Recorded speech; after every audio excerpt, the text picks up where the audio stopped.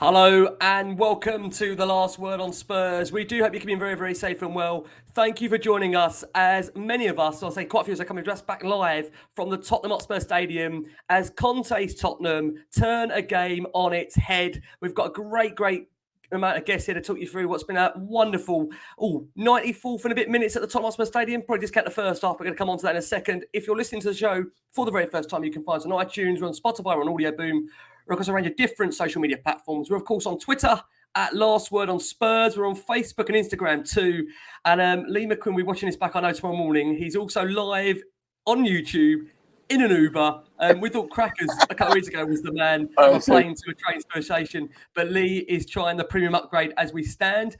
Delighted to have, like I say, my co-host joining me in what's an Uber at the moment. Lee McQueen, lovely to have you here. Lee, can you hear us? How are you?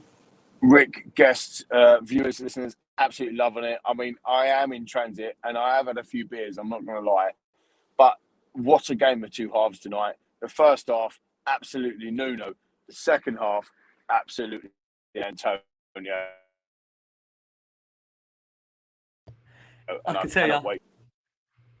We can't wait either, Lee. It's going to be one of those nights, as I say, just to Lee's words there, as he said there, first half Nuno, totally second half Antonio Conte. We're going to come on to that, but we're also delighted to be welcoming back, firstly, a returning guest to the show. Been a while since we've caught up with him, double Paralympic 200-metre gold medalist, as we know, marathon record holder, ran 40 marathons in 40 days. We've got the great Richard Whitehead MBE. Rich, lovely to have you back. God, did that feel good, Rich? Oh, the last 45 minutes definitely did, but the first 45 minutes, oh dear, it was an absolute ball ache. But yeah, I'll tell you what, the second 45 minutes and the passion from the bench and on the pitch really made me think the future's going to be bright under Antonio. Amen. There's honestly so much excitement right now. Comments are going absolutely ballistic. We're going to share as much as we can. Also, pleased to be handing out a debut on the Last Word on Spurs. What a time to make your debut during the Antonio Conte era with a win. Got a massive smile on his face. Delighted to be welcoming the author of Fake Away and Good Food as well. The great Chris Bavin joins us. Chris, lovely to have you here. How much are you enjoying Conte ball after that? Yeah, it was brilliant, wasn't it? It was like that old footballing cliche. It was definitely a game of two halves, wasn't it? It was as bad as I've ever seen, I think, in that first half. And then there was spells of that second half. You thought we could be watching, prime Pochettino Tottenham. It was fabulous, wasn't it? So yeah, hopefully we can build from that. And yeah, fingers crossed. This is the start. But yeah. We'll see. My WhatsApp's going. You've not what don't get too excited. The Tottenham baiting's already in full effect. But yeah, brilliant. Honestly, I tell you, the excitement already under Antonio Conte. Bearing in mind what we're 180 minutes into the Premier League, and I can tell you at half time there was a lot of people around me saying, "Is this for real? Is Gary Megson took charge here?" But listen, we're going to hand the reins over to the crazy Conte trained man himself, Lee McQueen. Lee. Antonio Conte, although he's completely gone black there, we'll see if he can hear us. Lee Conte gets his first league win as Tottenham boss as they come from behind to beat Leeds United by 2-1. Spurs now up to 7th in the Premier League, just 4 points off the top 4. And with what happened this morning at Old Trafford with Man United and obviously Ole Gunnar Solskjaer, getting Antonio Conte on board, my God, looks very timely right now. What do you think, Lee? Huge. Absolutely massive. And when you look at that 3-0 defeat against Manchester United a couple of weeks ago, you look at that and you think, well, we was embarrassing, we was a disgrace. But what a blessing in disguise. Because I tell you what, if we'd have beaten them, Nuno would still be at the helm. And they'd have Antonio Conte. I mean, sliding doors moment, maybe Levy's got lucky, who knows? But at the end of the day, we've got him. And wow. I mean, game of two halves tonight, like we all said, first off, I was sitting there and I'm at the game tonight. Really appreciate that. It's going to be one of those shows. It's going to be one of those shows so far.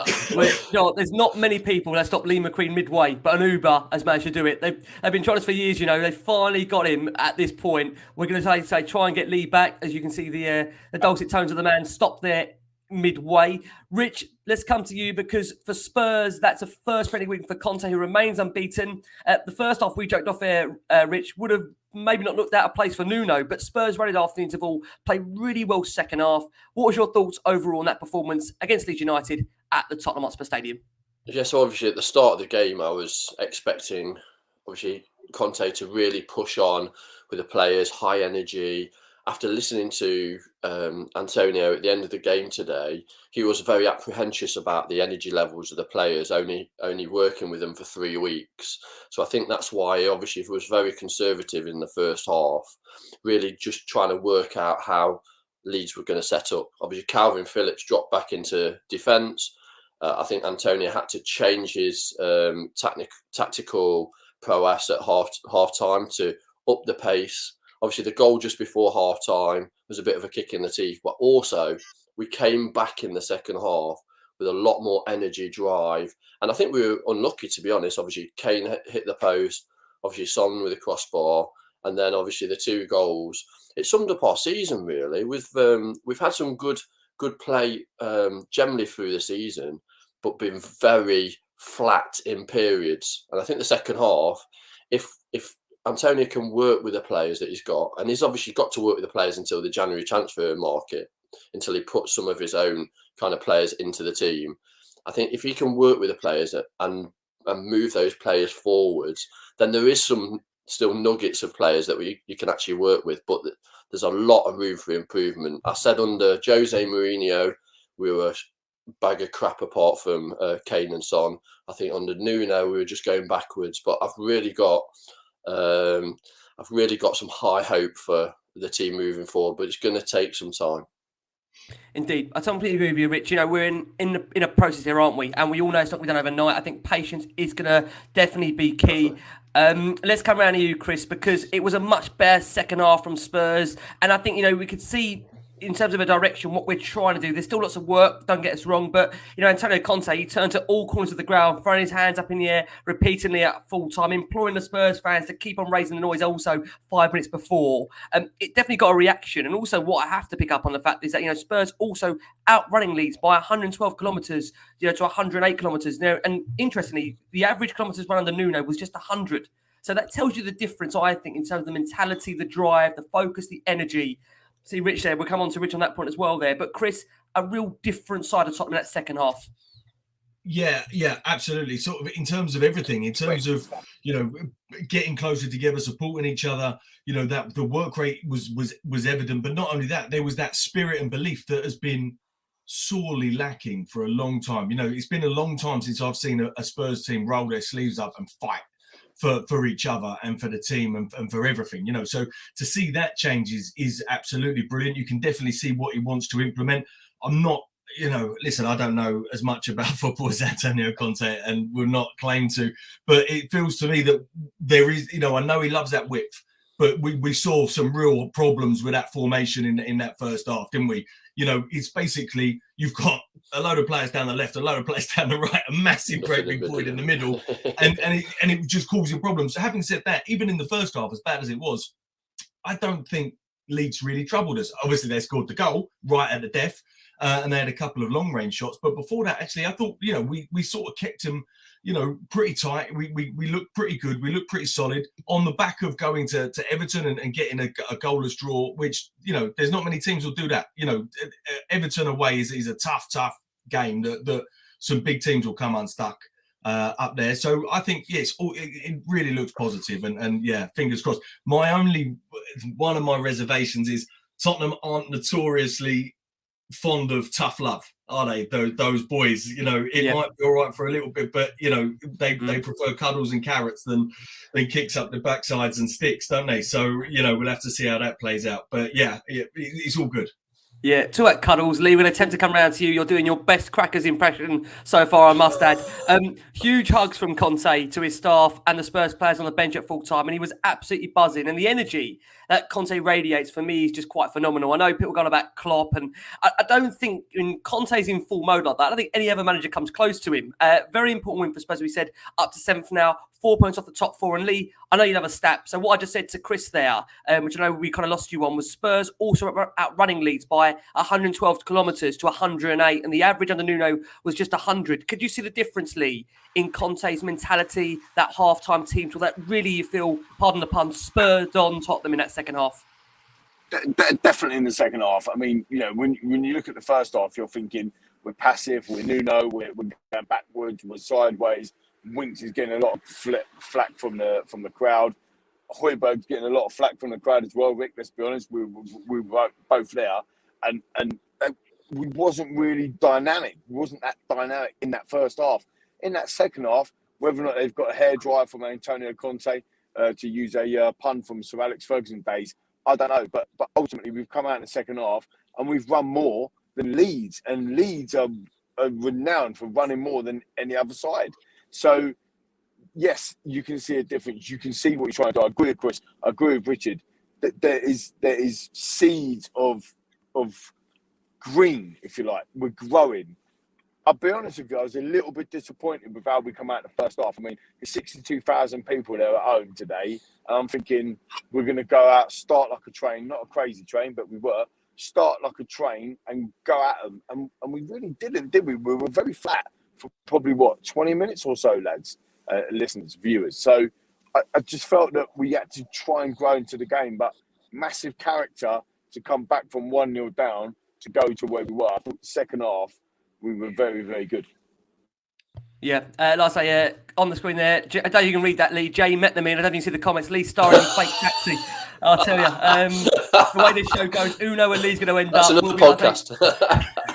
Definitely after this one. That might be after the ad break. We should all pretend we don't know what that means, shouldn't we? We're like, yeah, we should all pretend. Yeah, we're definitely not going to come on to the meaning of that one. That could disrupt the whole podcast, take us in a completely different direction. I must say, throw some listener statements we've had in here. Nicky at Highland Spurs watching now. Nicky, one of our own, thank you so much. He says, much needed win. Nice to see some of the players improve so much from the first half. How can we not be excited when you see the passion pouring out of Antonio Conte at the end? Mark Butcher says, like one of our own, Jason McGovern, amazing when you play front foot football. What a difference it is when you compare it to, let's say, Spurs in general. The highlight for me, apart from my beer at halftime, was Conte's 90 minutes of non-stop passion. Love it. Definitely the right guy for Spurs. Stormy Walters says, were we entertained?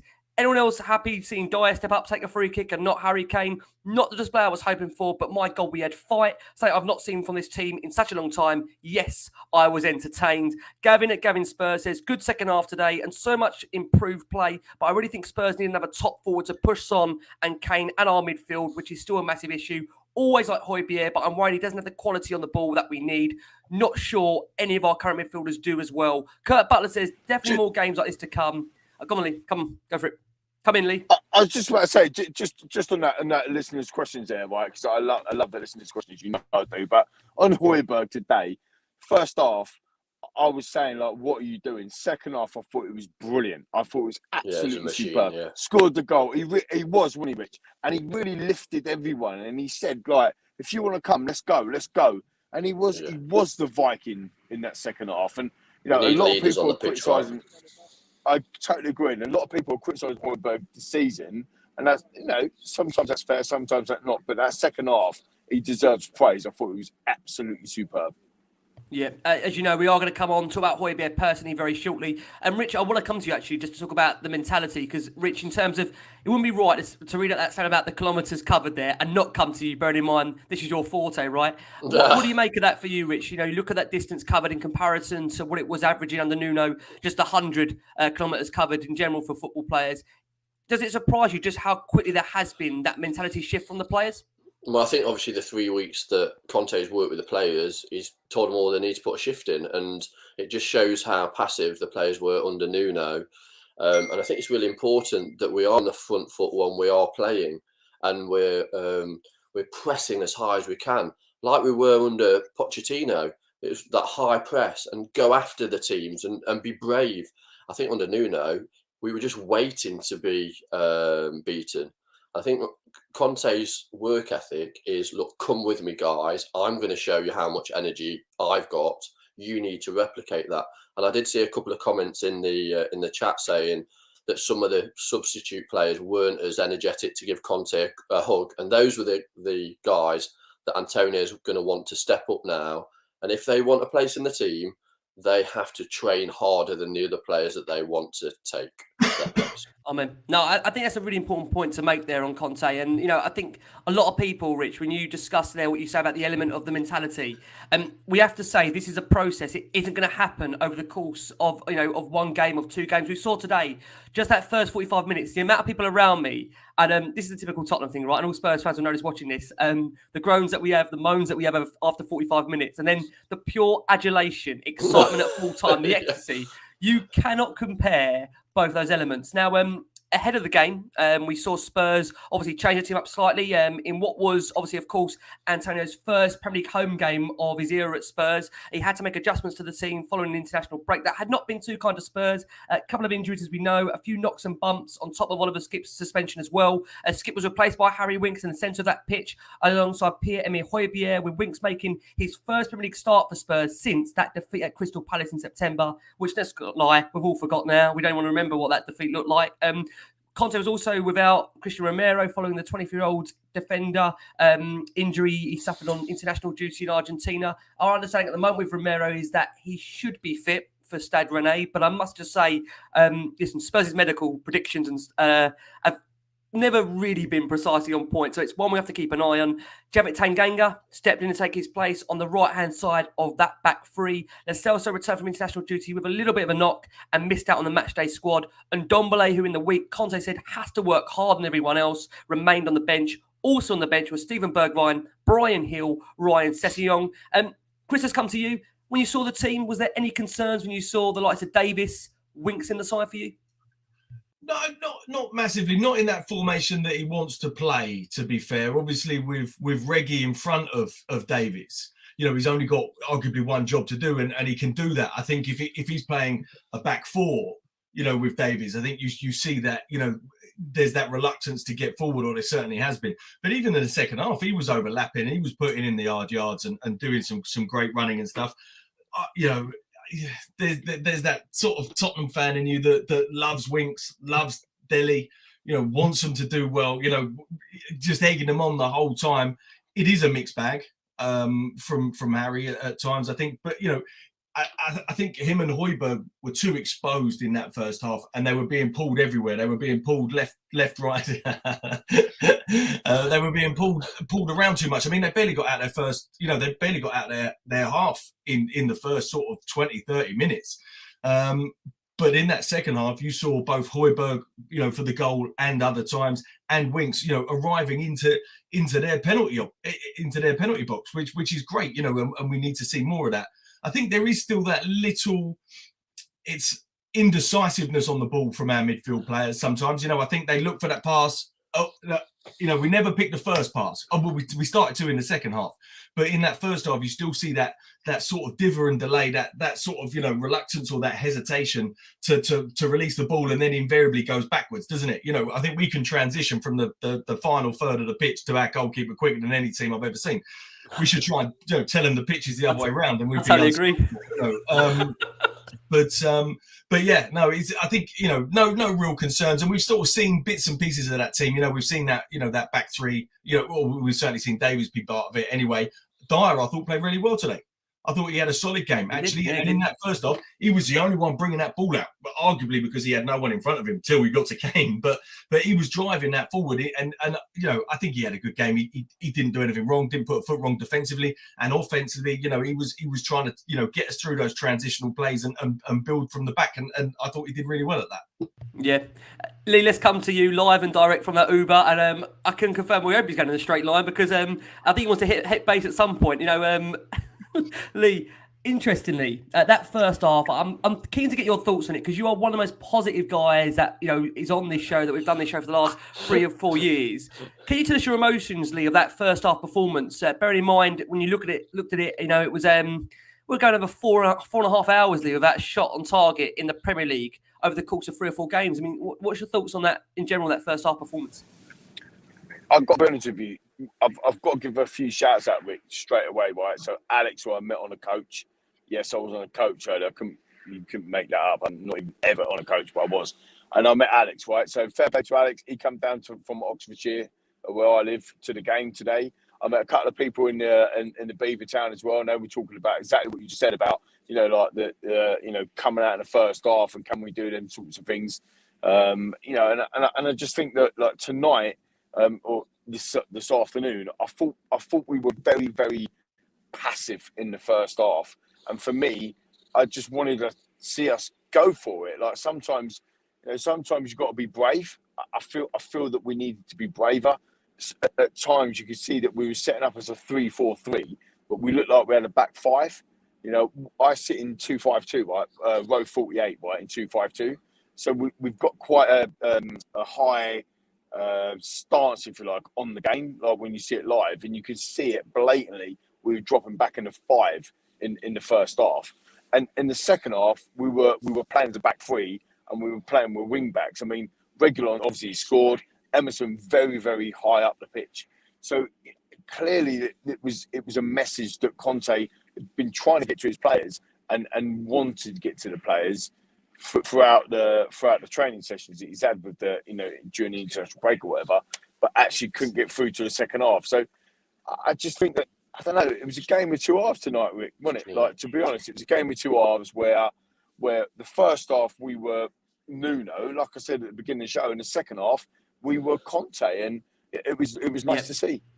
Service was weak as well, I think, today, though, wasn't it? It really was quite weak. Yeah. I think that's one thing, Rich, to actually come to you on that point, because that first half, although looking at it, we wasn't playing well at all. You have to pick up on that point. The lack of service into Kane, the lack of, you know, any real movement was my real frustrating thing here. And I know, of course, there's been people shouting, well, hold on, you've got Hojbjerg and Winks as your midfield duo. And I totally agree that if you haven't got a Lo Celso, Oren and Ndombele, who is going to be that creator? And I still think for Conte, that is going to be a big problem for him to solve. And I know we've got the January window coming up, and I know I get carried away on obviously transfer windows, but I do think for Conte, when we've got this run of games now, I think, was it 14 games in 40 days, something crazy, and the amount of cup competitions we're in, he is going to have to find a solution to that. Now, Leeds, they did open the score before half time. Rick, just quickly on that. I mean, I love a transfer, right? But I think we've got 13 games before New Year's Day. 10 of them in the Premier League. One of them we've already done, and then we've got 3 cup games. You know, at the end of the day, we've got 3 points today, and it's about moving on to the next one, and the next one, and the next one. Yeah. We should be getting another 3. We should be in a very, very good position. Look, on paper, nothing's played on paper. I mean, Burnley are playing well, but we should go away to Burnley and go and start picking up points, shouldn't we? At the end of the day, we should be in a position whereby we come into that West Ham quarter-final, which I think everyone's earmarking, with a different focus. I mean, three weeks ago, we were playing West Ham. They're going to beat us.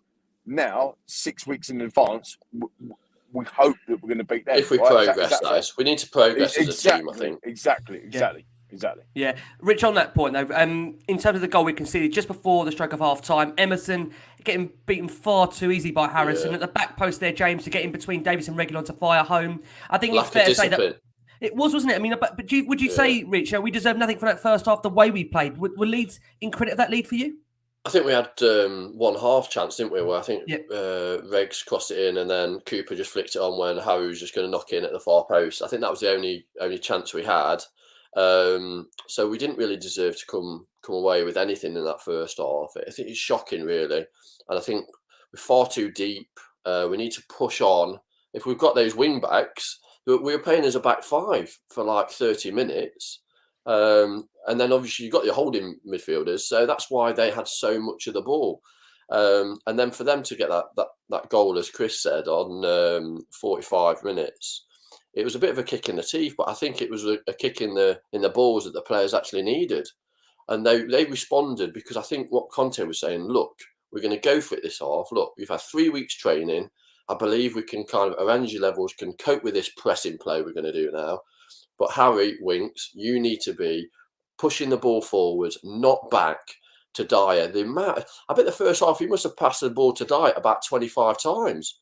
He needs to be looking forward for movement of Sonny and Lucas, not like back. Come on, move the ball forward. But definitely in the January market, I think Conte's going to sprinkle his gold on the team, and we're going to get somebody in that's going to transform the midfield, I think.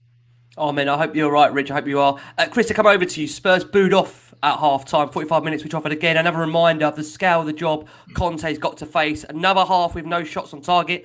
and in little ways we discussed, real no cohesion, structure, any organisation to the team.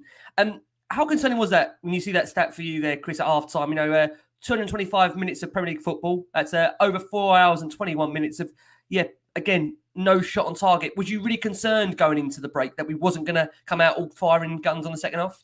No, do you know what? I don't think at any stage, even in that first half, you sort of think like, we can't carry on like this. Like we will find a couple of gears to go through. We will find a little bit of form. I think up front, it's almost unbelievable that we went that long without scoring. When you think about the talent that we have actually got, I mean, Kane scored more goals, or nearly scored more goals in a game and a half of England matches than we have mustered up in our whole season almost. It's just bonkers, isn't it? So something's obviously wrong there. Obviously, what happened with Harry in the summer. Obviously, has had an effect. He's obviously had an effect. Sonny's missing chances that you would have put your mortgage on. Previous years, and it's just not quite clicked. But it won't. It's impossible that it won't click at some stage, and the goals will start to come.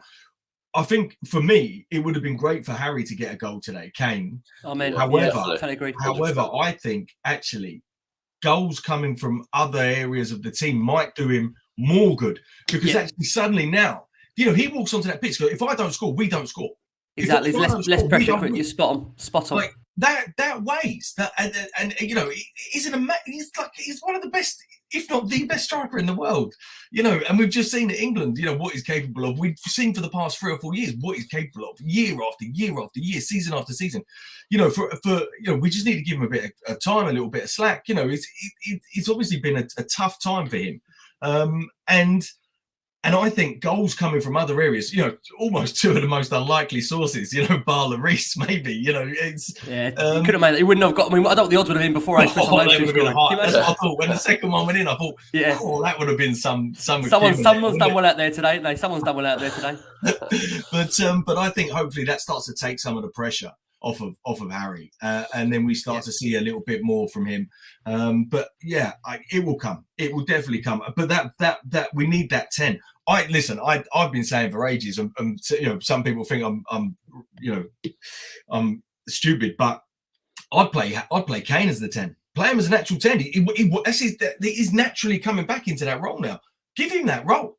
But I think the problem with that, Chris, is I think Conte will want him in between the two posts, and that's why he'll play those wing backs. I think he's going to go like really strong in his wing backs, and if they're not good enough, he's going to change those. And he's going to just want Harry in that box, in between those posts, getting 25 goals a season. That's what he did with the likes of Lukaku at Inter Milan, and he improved him as a striker. So I think he might go that way, and he might get a number 10 just to sit back to control that midfield, I think.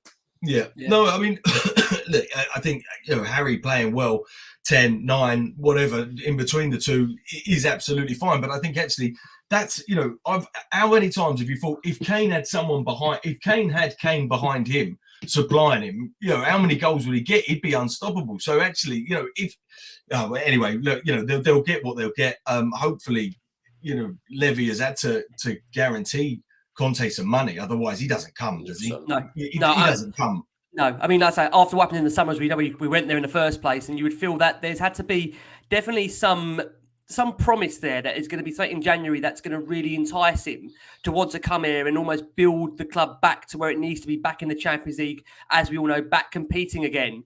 And I think, Chris, your point that you made is a real valuable one in terms of goals being contributed from other players on the pitch, because any top side that does go on to, whether it be win trophies or ultimately do very well in the Premier League, it isn't all down on one player. It is a collaborative effort where there's goals across the pitch from the wing backs, from the midfield, from the forwards, from, the wingers. So I think, that can only be a good thing today. And of course, Kane, we want him to be scoring as well. But I think it's really important that we make that point, that goals across the pitch is never a bad thing. And it does take that pressure off Harry, like you say. Just to finish on a couple of listener statements before we take our first break of the show for our listeners on audio. This is from P. Grolsch, who says, first half was terrible, not not surprised by the booing, but much improved performance in the second half. I fail to understand why we always have to consider goal before we start pressing our opponents. This is always Spurs, regardless of who the manager's ever been, we know.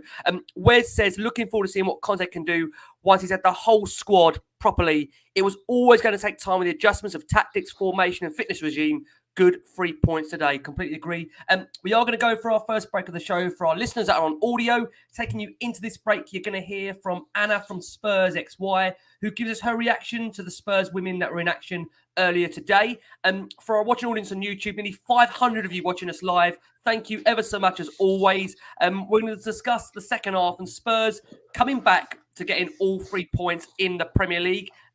Lee, let's kick the second half off with you because let's be honest about it. It was almost instantaneously second half that we came out with almost an instant impact. We saw Harry Kane strike the post after a good stop from Mesler, and Sonny then striking the bar after a deflection from a tight angle. Lee, from the energy already in the second half, was you confident that Spurs were always going to get back into this game? Yeah, it's weird. Even at half time, and we had no shots on target again, and we went 271 minutes without having a shot on target. I was saying to the lads at half time, I still think we're going to win this football match. I mean, I had us down for 3-1 before the game, and then that first half, you start to worry, don't you? You start thinking, hang on, are we going to be able to do that? But like you said, Rick, I mean, the attacking intent in the second half was there for everybody to see, and I was confident that we was going to get back into it. I mean, I can't believe some of the stats in the first half compared to the second half. I don't know what happened in the half-time changing room, but he must have been giving them a bollocking, right? Like, viewers, listeners, are you with me? He must have, because they come out, they were a different team, weren't they, lads? They were a completely different team 100%. On the front foot, and that's exactly where we needed to be. And it's very frustrating that we wasn't like that from the whistle, from the off. But it's good, obviously, that we did that in the second half and end up getting the win and getting the 3 points. And to be fair, it could have been more, couldn't it? Most certainly, it did. Now, in that second half, early on, we saw Emma Pills for a penalty, but Felix put out a challenge on Son, who went down. I saw him in comments. I said, I've been in that stadium, so please forgive me. There was murmurs of Son diving. I don't know, guys, if you confirm that or not. He went down very easily. I think after 4.5 hours of trying to get a shot on target, we were going to take anything. We were going to attempt anything. We were going to try anything to get a penalty at one stage. But coming to you, Rich, we did get a breakthrough. We did get our goal. Pierre-Emile Hojbjerg scoring the first Premier League goal of Antonio Conte's reign at Spurs in the Premier League with a strike from the edge of the box. Lucas Moura got hold of a loose ball, teed it up. It was a scuff from Hojbjerg. But listen, at that point, Rich, we just couldn't care who went in, how it got in. It went in, most importantly. Yeah, and his reaction was like key, to be honest, that he's obviously not settling for that goal. Let's get back to to start off again and let's go for the win. I think he's the kind of player that's all in. And that's why, technically, he might not be the best, but he does turn up every game and he gives 110%. And that's what's really important in the team. We've got what we've got at the moment. We can't change that. So Conte's having to work with the players that he's got. He's going to be one of the pivotal players at the moment, one of his spine players that holds up the team. It's great to see him get on the score sheet because leaders need that. And also then to push on. We could have 3-4 today, but I think it's really important not to get like obviously we won, but not get kind of carried away on the show. Carried away with it all. It's do you know what I mean? That they had so many players out today. You look at the players that they had out. But they were under strength, weren't they? I mean, you wouldn't have by first half, Rich. You think we made them well beaters? There was a guy behind me who's actually a Leeds fan behind me, and he went to me. God, I said to him, don't worry. We make every team like this look like this here. I wouldn't worry about it. I said to him, he said, we're playing well, aren't we? I said, yeah, but look at us. I said, we make every team look like this. Look at Brazil at one point in that first half. I know, and the younger players that had come in to that team, they look like established players. And the thing for me is, when you've got established players in our team and they just don't turn up, Conte's not going to stand for that at all. That'd be a mark against their name. They'll be in training working on that, and if they don't improve, they'll be gone in January. And like some of the comments, the likes of Winks, I'm a massive Dele Alli fan, but those players, they'll just be moved on. He'll have one or two opinions of a player, and if they don't fit in the team, see you. And I think that's what we need. We need to clear out some of those players now because whether we're winning or not, we need to be progressive. And I want us to be challenging for those Champions League places, But at the moment, we need to upskill a lot of the players. Yeah, totally agree. Let's come around to you, Chris, because Lucas did react quickest to the loose ball to find Hojbjerg, who scuffed that finish into the corner from 18 yards. I think it's fair to say, Chris, doing the show in recent weeks, there's been, I would say, a lot of criticism levelled at Hojbjerg. You know, some people feeling that, you know, quality-wise, he's not going to be enough for Tottenham. He's not going to be good enough to be in an Antonio Conte system and a first 11 in terms of the future. What's your thoughts on him, Chris, for you? Fresh voice on Hojbjerg. Where do you sit on that debate with Hojbjerg at the moment? Sure, I love him. I love him the same way I love Lamela. You know, they give you everything, you know, and you can't ask any more than that. I think some of the issue surrounding Hojbjerg and why people are probably quick to get on his back is being asked to do too much, and he's everywhere. And he's playing an extraordinary amount of minutes, and he's covering an extraordinary. I don't know the stats, but I'd love to see his running versus anyone else's. He's been because we've not been playing well, and we've had a lack of discipline and positional sense. He's being pulled everywhere. He's back. Is he doing the Daz doorstep challenge? We are there. We're getting around to him. We're in the building somewhere. Do you know what? I love him. You know, he's a roll your sleeves up kind of guy. I think within the right system and surrounded by the right players, he can certainly do a job. I mean, I remember though, but he has to be surrounded by, you know, exactly what he is. He's not that creative player. He's not going to be that ball carrier. You know, he's not going to be sort of dribbling past players and beating players. That's fine. You don't need everyone to be able to do that, but you just need to put him in a system that complements him. And you know, to be fair, I think it was Palace. We had Winks, Skip, and Hojbjerg all in the same starting 11. And even my 8-year-old son, who is 9 now, but he was 8 at the time, went, that's a recipe for disaster. You know, and it was, you know, and so we've just got to pair him up with the right people, or the right person, should I say. But I like him. I've got a lot of time for Hojbjerg, and I think we are a bit too quick to get on his back. I think he's honest and he gives his all, and that's enough for me. And I think Conte wants players that he can trust as well, and he definitely trusts him. And some of the other players that were on the bench, I think that's the problem at the moment. They're not showing in training that he can trust them to do a job on the pitch, and that's what needs to happen. Rich, out of interest with Hojbjerg, because I know you as a person, you know, leadership is one of your most probably strongest qualities from what I can gauge already with you as a person. Do would you almost sacrifice sometimes the quality of a player to have that leadership within a changing room, within a team? Because you feel at Spurs, we are, one of the most common things I find when speaking to fans is we are severely lacking leaders. We are severely lacking people that almost 100%. Get the game by the scruff of the neck and just take us. And you can definitely fit somebody like him in the team, like 100%. Like Chris says as well, it's about accommodating players like him. You look at teams that Conte's had before. He had Bavanovic is his name at Inter Milan, and he was somebody that wasn't the best. Exactly. Wasn't the best technically, but he was complemented by the likes of Eriksen and some of the players around him that enabled him to control the game in that kind of leadership stroke momentum.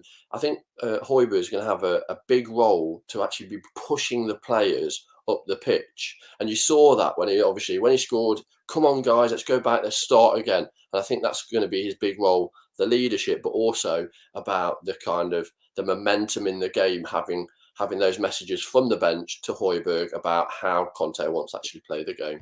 Yeah, Lee, we're going to see if we can come over to you if we don't mind. I know he's. You got that scarf off yet? It's nippy outside. I tell you, it's nippy. Still on. Lee, you touched upon him earlier, Hojbjerg. You know, thoughts from today, because he did. I mean, I would say he probably struggled in that first half, looked a little bit off the pace, but he grew into the game for me as it wore on and pushing the team on, levelled, and you actually saw what it meant to him, that goal. And you could see, you know, the emphatic lift it gave to the crowd. Him as well with that gesture of bringing his hands up. With you, Hojbjerg, does he still make your first 11 when everybody's fit in a Spurs shirt?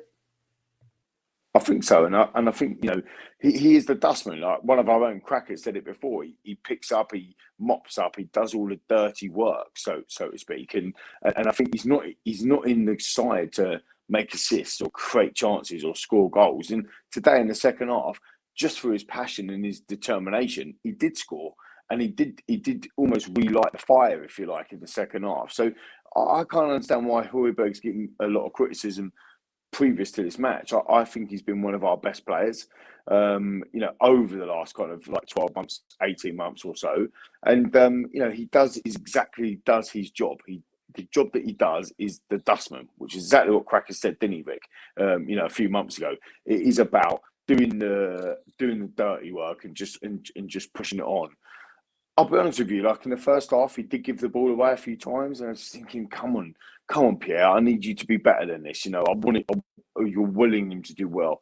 The same with Winks, but in the second half, I think there was a slight adjustment, and he started to push on a bit more.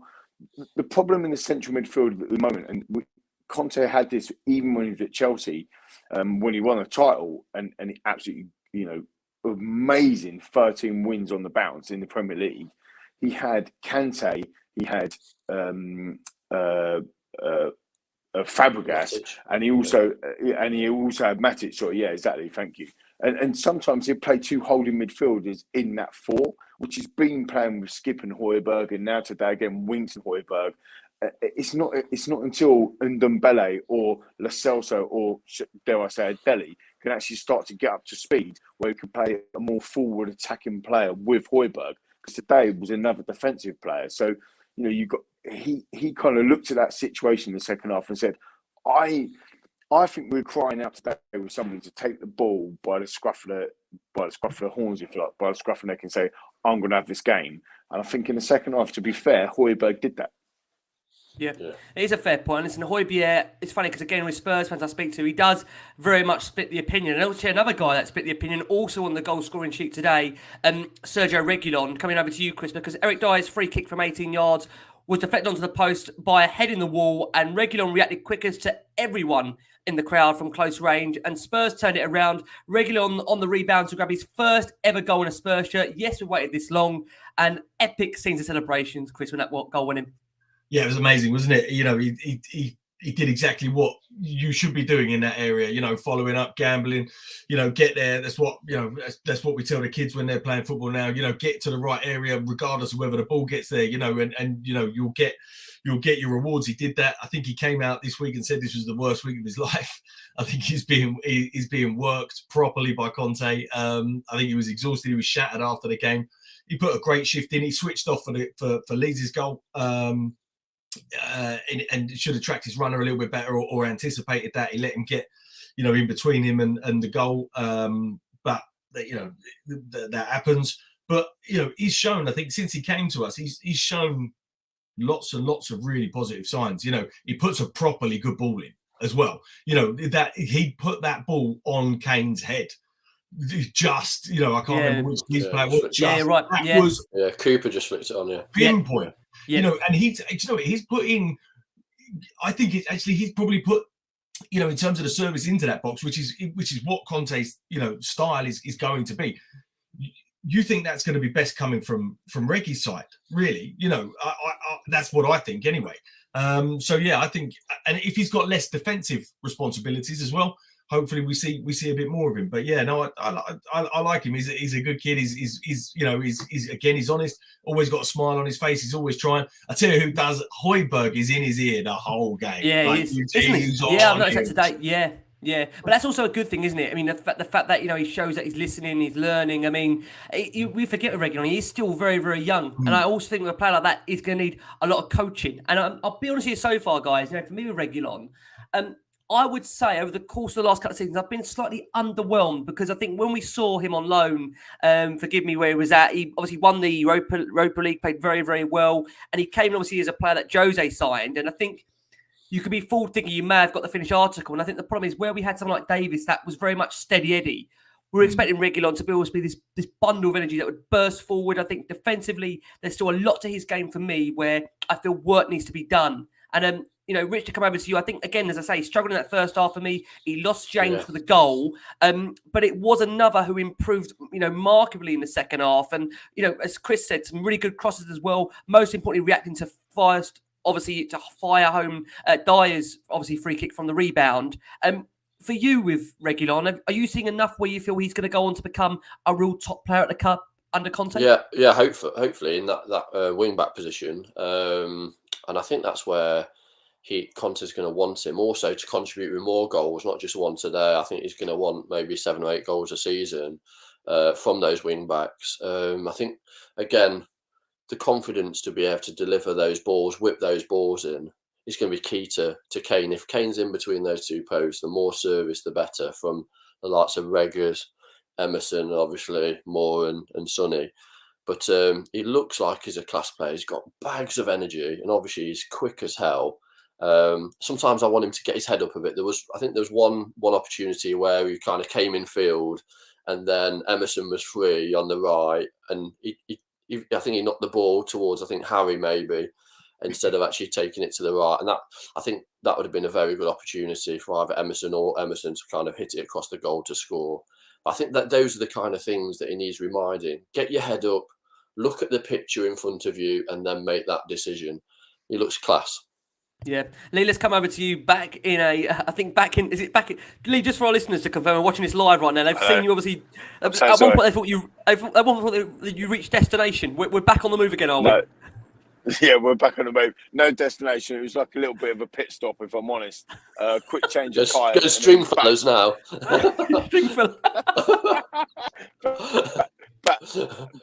back in Uber for the last stint. But yeah, look, I totally agree. I totally agree about Reggie. I actually really like him. I think he's a player, especially under this manager. The way he sets up the team, Reggie being a left wing back. No one cuts Lee McQueen short. We've had it once already. We've got him back. No, we haven't. Yes, we have. No, we haven't. Yes, we have. That's a long. We have got him. Reg comes off. I'm thinking, hang on a minute. Reggie's coming off thinking, well, okay, what have I done wrong? He ain't done nothing wrong, but he now knows it. Oh, sorry, dude. Can you hear me? We've got you. We can hear you now. We've got you. We can hear you. We can hear you. Yeah. I was... Sorry, just to quick summarise, I was saying about Reggie, what I was really impressed about is that obviously he's taken his goal well. He's done really well, like moving forward. I think in the first half we were like 10, 15 yards below where we needed to be. We needed to push up the pitch. You know, we were playing as a back 5. We needed to play as a back 3. And in the second half we did that. What was so impressive about Conte and the team is that he brought Sessegnon on. And Reggie's like, hang on, I've just scored my first goal for Tottenham. You'll bring me off. And great point. Sessegnon's come on. And I was very impressed with that. It's because it is competition for places. It is about, Sessegnon's trained all 2 weeks with Conte, as is Reggie. And now they're looking at each other saying, oh, right, you're my competition. That's massive, isn't it, lads? Listeners, viewers, that is huge. To have that competition in them situations where he knows that his place is not safe if he doesn't put in 100%. And that's what we need. I thought it was a good performance in the second half from him, and I'm really impressed to see Sessegnon on the pitch as well. Yeah, we're going to come on to actually that point you make earlier about Sessegnon. But Chris, after the game, Reguilon was interviewed by Sky, said, I'm the most happiest in the world right now. It's my first goal in the Premier League and we get the 3 points. Now I feel dead, but I'm also so happy as well. And he was actually reflecting on an interview that he gave before the game in which he said the last 2 to 3 weeks under Conte has been, as you would imagine, I think he's been put through the ringer, to put it politely. Might have been done some of your training, Rich, at one point. Maybe he's been put through some of the Richard Whitehead masterclass training, but not now. Probably not now. But is that a good thing, Chris? That we actually hear from Reguilon that they are being put through that brutal session? Because for me, some of these players have had it far too easy recently. And under Nuno, I think there would have been an understanding where some of them there may have been like a lack of direction as to what they're being focused on. Conte's put them through a grueling camp. And quite frankly, we're going to need it, aren't we, Chris? We've got 13 games in 40 days. Everyone's got to be performing right now. Yeah, 100%. I think Poch had a similar approach to the boys. I think he worked them hard. And we saw those fitness levels and the way we pressed and the way we worked. And we saw the results of that. Yes, it didn't yield anything. But do you know what? I could have watched that Pochettino team, regardless of whether we won anything. I could watch that for the rest of my life. It was amazing.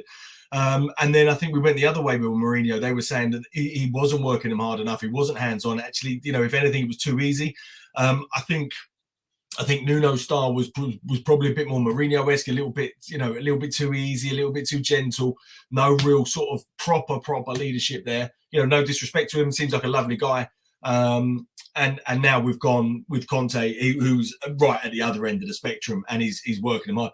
My only concern is that because he's come in not halfway through a season, but midway through a season, that he feels that he's got and we have got to play catch up. That he pushes too hard too quick, and I think we saw when Klopp went to Liverpool, and when these new and Bielsa at Leeds. When you ask this like incredibly intense work ethic and style, it comes with injuries and it comes with fatigue and it comes with problems. So I think they just need to be careful about that. But obviously they've got hopefully they've got the best in the business there, guiding them and advising them and stuff.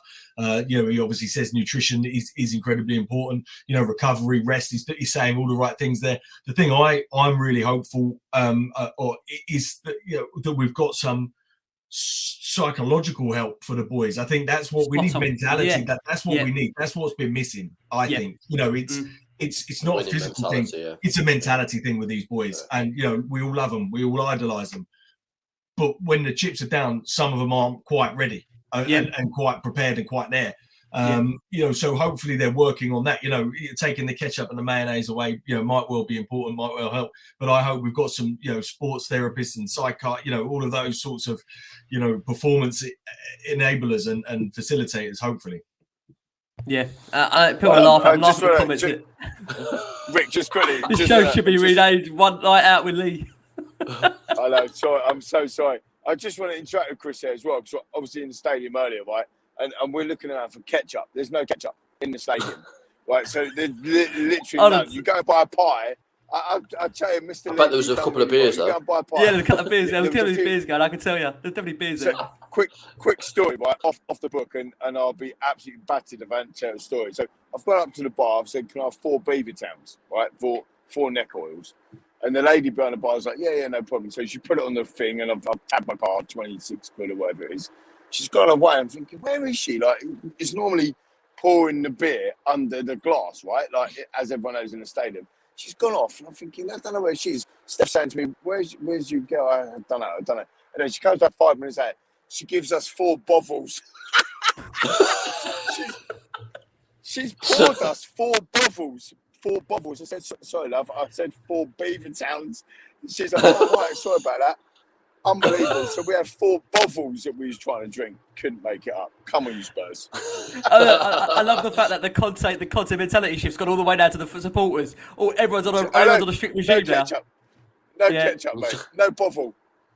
I've got to say, the irony that I've got Chris Bavin on this show as well. We're talking about nutrition, so we talk about healthy eating. I've got Chris on this show as well. You come back out, and Richard is one of the most mentality-minded people I've ever met. And when you put that together, I can't make out. This was also not put together deliberately, I must say. One of those freak panels where everyone seems to put together, and it just is the right times for the manager. I must add, guys, there was a VAR check for potential handball against Harry Kane. Nothing given. I think it would have been very, very harsh. But to touch upon what we were saying earlier, Rich, coming to you, Sessegnon getting an opportunity. His first appearance since the second leg of these Pajos, which I know we've all tried to forget. That was October 26th, and the first in the Premier League since January 2020. And maybe for some it was quite a surprising sub, but really good for him. He replaced the matchman, of course, in Reguilon, who got a real standing ovation from the fans. And I think, he got, to be fair to Sess, he got a couple of good opportunities to attack, slung in some crosses. I think, would that done the world of confidence, Rich? Yeah, 100%. He went to Hoffenheim, didn't he, for a loan spell, and I think he did, from what I read, did really well. Contributed a couple of goals, also really worked the wing really well. I think that's really important. But I noticed that it's going to take time with him. Obviously, confidence, moving that ball, and being brave with it, and kind of really taking those defenders on. I'd like to see him really progress.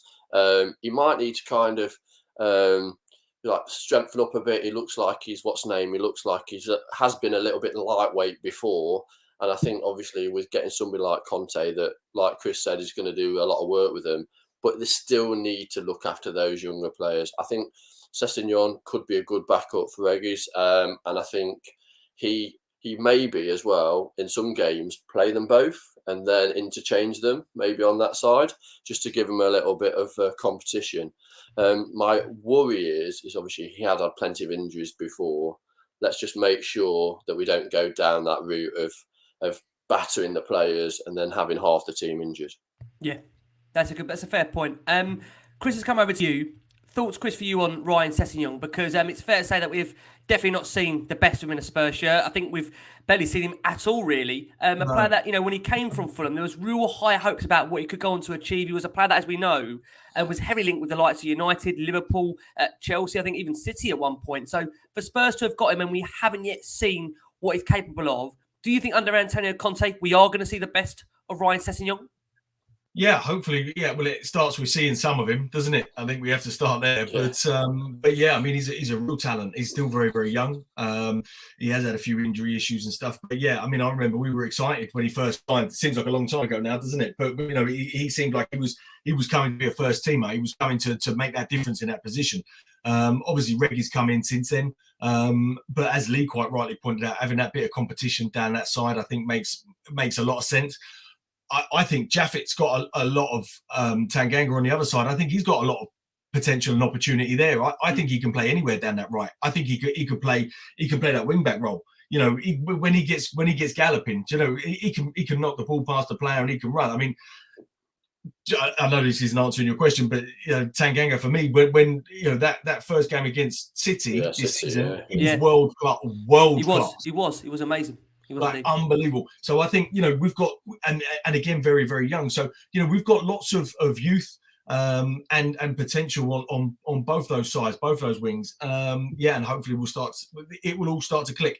But I think we need to. I think hopefully what I think has let us down before. I think under Poch, there was a family feel there. Like those boys, they were together and they loved each other and they loved the manager and it was going amazingly well. Since then, I don't get that sense. I feel that there's a few sulkers in that dressing room. Yeah, I think definitely. It feels Chris divided, doesn't it? It does feel like a bit of a divide in there. Yeah. It really does. And I think for these youngsters to really improve and progress, I think there needs to be that harmonious dressing room where actually everybody's encouraging. Like if you're not in the team, you're still there. Like, come on, boys, let's get this. And when you get your chance, you take it. But you support the, and I feel that there's been a few fringe players that aren't getting the minutes that they want or getting, the time that they think they deserve. And they're not responding to it in the right way, and that has a really negative effect. And I think there's been a few cliques in that dressing room over the last few seasons. So I think for these players to flourish, there needs to be that one team, one squad, one direction mentality. Yeah. Kane's situation hasn't helped that though, either, has it? That situation, and I think Hojbjerg's going to galvanise the dressing room. You can just see from, I think Conte's going to develop that relationship with him, and he'll be the glue that sticks the team together. Yeah, I think there's a real spot on point there to make. It's interesting. Yeah, Rick, just coming on there, Rich and Chris, I think you're absolutely bang on. Like we were talking the other day, weren't we, Rick, in the WhatsApp group about galvanising the squad and people being in the squad and so on and so forth. And actually, when Poch came in, I know everyone they're rolling their eyes. I know they are when they're talking about Lee's talking about Poch again. But when Poch first came in, we said this in the WhatsApp group the other day. He didn't have any superstars in there. He got rid of the superstars and he just got honest, hard-working. I mean, Kane, for example, he had everything to prove, didn't he? When Poch first came in, he was 21, 22, not really, come through the ranks. Now you've got a World Cup winning captain. You've got Kane, who's like the best number 9 in the world. You've got Heung-min Son. You've got different characters that you're having to manage. Whereas actually, you didn't have that 4, 5, 6 years ago. Are you with me? So we have to build in a different way. And I actually genuinely think that Antonio Conte is the perfect manager for where we are right now. And if Dele Alli and the board and Link back him in January, I think that we can go. I think we can go places, Rick. I genuinely do. Listen, as viewers, I think we can go places, but they have to be backed. He has to be backed by the board this time around, and it is different. Getting a tune out of Eric Dier when he first come over. I think we signed him for, again, you have to correct me if I'm wrong, £3 million, I think, for Sporting Lisbon, and he scored on his debut. If you remember, he played right back against West Ham. He scored on his debut. Getting the tune out of Eric Dier back then was different to getting the tune out of Eric Dier now. Right, this is a fella now that has been in the team for a long period of time. Victor Wanyama, Moussa Dembele, been in Champions League finals. it's a different tune. It's a different tune out of Winks. It's a different tune out of them long-standing players, even Kane's, even Son's. And that's where the job is very different to what it was 4 or 5 years ago. Does that make sense? It Yeah, does. 100%. It does indeed. Lee, just to finish. Yeah, go, please, Chris. Sorry, go for it, Chris.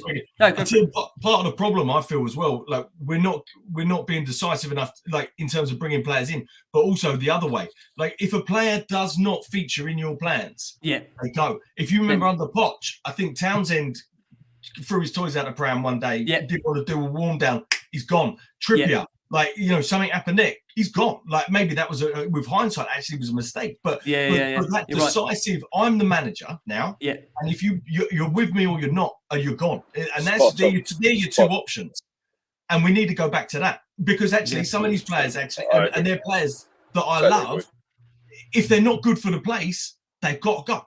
Yeah, and do you know what, Chris, on that point you said there, this is what makes me laugh. I said this often, and I know, Lee, I've said this to you as well. At Liverpool, City, United, Chelsea, I'd even dare and say Arsenal maybe, what players get 3-4 years at a club where they just haven't been consistently performing? If they're not good enough, you have to move them on. And I know Spurs, to be fair to Parategy, I will say in the summer, we did move several players on. And we know it's not easy. We know Spurs are an attractive proposition for players. It's London-based. They do, whatever people say about Spurs' wages, they still pay them really, really well. They are on a highly incentivized wage, whatever people think about the structure.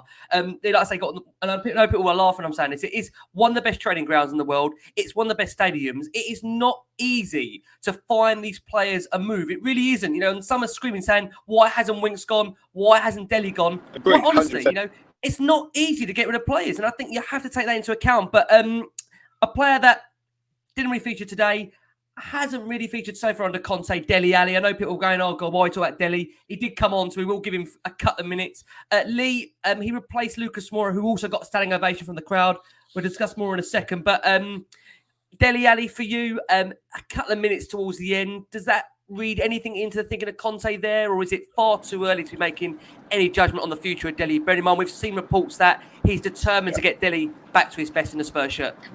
Well, I think he has to say that, doesn't he? Like, he has to say that he's going to get him back to his best and so on and so forth, because if it doesn't work out in a Spurs shirt, we need to sell him. So, he's not going to come out and say Dele's finished, he's rubbish, this, that, and the other, because it's not conducive to a sell-on fee. But equally in that same breath, he's also almost given him a pre-season, right? Everybody's kind of wiped the slate clean, and I know that will annoy a lot of fans, it annoy a lot of people in our WhatsApp group, Rick, as well. But the fact of the matter is, people need to be given a clean slate. Winks played 92, 94 minutes today, and Dele Alli played 4 or 5 minutes or whatever it was. Sessegnon played, and Dembele, he didn't get a shout today. Conte's worked with Reguilon for 2 weeks. He's worked with Dele Alli for 2 weeks. He's worked with Winks for 2 weeks. He's worked with Dembele for 2 weeks. All of them players that I've mentioned, and plus, Sessegnon, Tanganga, whatever, they've been there for that whole 2 weeks in the international break. Yet Chunga and Dembele are record time and didn't get on a pitch today. So when you say about Dele, what does it say about him? Well, what does that say about Chunga and Dembele as well? So I think he's just trying to give people a clean slate. Dele 5 minutes at the end, or 10 minutes as it worked out to be. Yes, it's not really that significant, didn't really do much, but we know, I'm a massive Dele Alli fan. Right? Everyone that listens and watches this pod, they know that I'm a Dele Alli fan. However, the best position that Dele Alli plays is just off of Harry Kane. That is his best position. Running the box, late, getting them goals. Ironically, to finish the 13 winning streak of Antonio Conte's Chelsea a couple of years ago, it was Dele's 2 headers late in the box from Christian Eriksen crosses that finished that off. And that's where he's at his best. So to play Dele on the left, or to play Dele as a central midfield, number 8, that's not his position. So we've got to find a position for him in that 3-4-3, which at the moment doesn't work. So Dele coming on for 5-10 minutes is maybe a token of, come on, I want to see what we can do. My question is, why isn't Chunga and Dembele even getting 1 minute tonight after 2 weeks of being with Antonio Conte? Yeah, it's a fair point. I know with Dele, it's one of those that I mean, we'll do it very quickly because I know people, I mean, they're thinking, while we talk about Dele, because he only come on for a couple of minutes. Chris, very quickly, just your view on Dele. Anything you want to add to Dele Alli you probably have heard before or said before on Dele? I drive my son. I've got 3 boys, and we they're getting into their football now. The eldest is obviously more into it, but every time he comes on, I just wouldn't it? I just wish Dele scores the winner and that kick starts it all. Do you know, like I root for him every time he gets on the pitch. I'm desperate for him to do well. It feels like last chance saloon. He's I don't know what's happened there. I can't get my head around how this has gone from him from being just the most incredible talent with more potential still to a guy that can barely even trap a ball now. His first touch is it doesn't seem there. There's so many different things going on there. But I would dearly love to see him turn it around. But again, football, we are romantic about it and we do hold on to the past. But if it can't be, if it doesn't work and it can't be changed, then the time is for him to go. As sad as that would be, that's life, isn't it? We've lost players that we've loved dearly, many times, and it'll keep happening. That's how it goes. But I really hope, because that's the position we need. That's that role that he can play is the position we're crying out for it. This is the most bizarre thing. We're crying out for it. Rich, very quickly to summary on Dele Alli for you. Is there a chance under another new manager with Antonio Conte? Yeah, Ricky, you know that I love Dele. The issue with Dele is that obviously his body language is terrible at the moment. He doesn't seem to be putting the effort in on the pitch. It's more off the pitch, I think, and that's been his problem for the last couple of years. I don't know what's obviously gone off with regarding his fitness. I follow Dele social media wise. It looks like he's doing loads of good stuff in the gym, but there's something that's not translating. Is he not getting the messages that's needed? Obviously, Mourinho and Conte is totally different and totally different ways of managing players. Like, I'm obviously watching the Amazon documentary. First thing that Mourinho says is, Dele, you're lazy. You're the worst trainer in the team. Yeah. Literally, his self-esteem went, and they never recovered. Like, played a couple of games, good games, but never recovered really. Conte is going to be different. Believe me, he's going to be different. He's going to see the talent in the lad, and he's going to give him a chance. But it's now up to Dele to take the chance with both arms and really go for it. He's going to need a couple of games, a good run in the team, but it's where Conte fits him in. Like you said, Ricky, definitely don't put him out on the left or right. You need to be behind Harry or whoever, and I think use the cup competitions in trying to get the best out of Dele and then bring him into the Premier League games. Yeah. Lee, let's come round to you. Let's talk about Spurs' defence there, some of their performances. Davies Tanganga, he got 68 minutes under his belt today. He was on the right of the back three. It was actually quite a solid display at the back on the whole. Didn't get much chance to go forward, as Conte likes his wide centre-backs to do. Overall, Lee, watching him live, up close and personal, Davies Tanganga, do you think he will be a regular feature in Antonio's first 11 this season? I like Jaffe. A lot of people gave him a stick against Crystal Palace when he got sent off. I know that sounds a bit weird, but I actually quite liked it. I like his aggressiveness in the tackle. I think the way he goes forward and approaches the game is really. I like it. I like the way his attitude is in the game. I actually thought he struggled today, to be honest. I didn't think he had a very good first half, and then maybe the second half was a little bit better, but there was quite a lot of space between him and Emerson Royale, and actually Emerson Royale having to almost drag back or come backwards to be able to take that space away.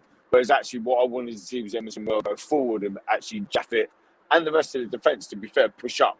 So I thought he struggled a little bit today, but I do like Jaffe on that side. Again, sorry, viewers and listeners and panel tonight, but on the WhatsApp group, I actually picked Tanganga in my side. Bearing in mind that Romero was out, I thought being with Conte for 2 weeks of the international break as Tanganga would be, I thought it would be a perfect fit for today. But again, Sanchez comes on. I think Sanchez does well. Do you know what I mean? Like, he was very aggressive in the tackle, in the headers, going in for the certain things that he did on that right-hand side. So I think it's quite interesting to see how Antonio Conte is getting the players to think about okay, not only your own game, but what's behind you, as in if you don't do well, somebody else's. You know, like we said about Reggie and Sessegnon. So I like Tanganga. I think he's got a lot to learn, and I don't think he had his best game today. Guys, because of time, we're going to discuss, the number of Spurs centre backs. Let's go to you, Chris, on Eric Dier, because he was forced into almost a quarterback role due to the absence of that midfield creativity. He was firing numerous long balls over the top with real limited success, I think it's fair to say today. More success with his defending, though, with little getting past, as we've already mentioned. At the other end, it was his deflected free kick that led to Spurs going 2-1 up. I've always wondered, Chris, for me, Dier, if there's a way in which Conte can almost coach out of him that erratic mistake he has in almost every single game. Does he still have the chance to go on to be a real decent Spurs centre-back alongside Romero? Do you think Conte can do that? Is that achievable? Yeah, 100%. I think, I think Dier gets a lot of stick, and he's got a rick in him. He's got a mistake in him time and time again. But then you also look at how much these boys have to do. Like how many, yes, he will always make a mistake. How many blocks, how many interceptions, how many last-ditch tackles, how many clearances does he do in and around that mistake? Like, yes, there is always a mistake there, but he puts his body on the line. And if you look at, I think where, in a three, how much place is there for him? Because I think Romero is going to be the first choice there, and I think he's looked really good since he's come in. But I like Dier. I think in terms of leadership, in terms of that spine, in terms of that Hojbjerg in front of him and him there, he's got that leadership skill. And I think I think if anyone can coach a few mistakes out of him, I think Conte will definitely. And I think Conte will like his style. I think there's a few sort of softer players in that squad, and I think Dier isn't one of them. I think I think Mourinho, when he first came in, earmarked him as one of the more combative players. That general on the pitch that he likes, that Mourinho always wants, that Conte always wants as well. So I think there is definitely a future for him. But whether there's a future in that three or not, I don't. Not as much, I would suggest. Yeah. Rich, let's come over to you. Another of Spurs' centre-backs they play as a left centre-back. We had Ben Davies, who actually made a real important interception in his box around the half-hour mark. Almost got through at the other end in the second half, ironically. He did allow James to get in behind him for the Leeds goal. And the thing with, Davies, I know we've all got this frustration. Davies is never going to be quick. He's never going to... I was just about to say. He's not going to improve his pace overnight. And I think that's what we all have to accept, right? So he is going to be on the other side of things in terms of the pace. Can he do a job, Rich? Do you honestly believe he can do a job in a as a utility player? Yeah, as a utility player for us, definitely. I think sometimes he gets squared up a little bit when he plays. I watch him quite a bit, especially when he's playing with the likes of Dier, and he just gets squared up a bit. So when somebody's running in behind, he's like that first couple of yards, he's like not on it. So if you've got a quicker centre back with him, obviously you can get out of that kind of bad situation.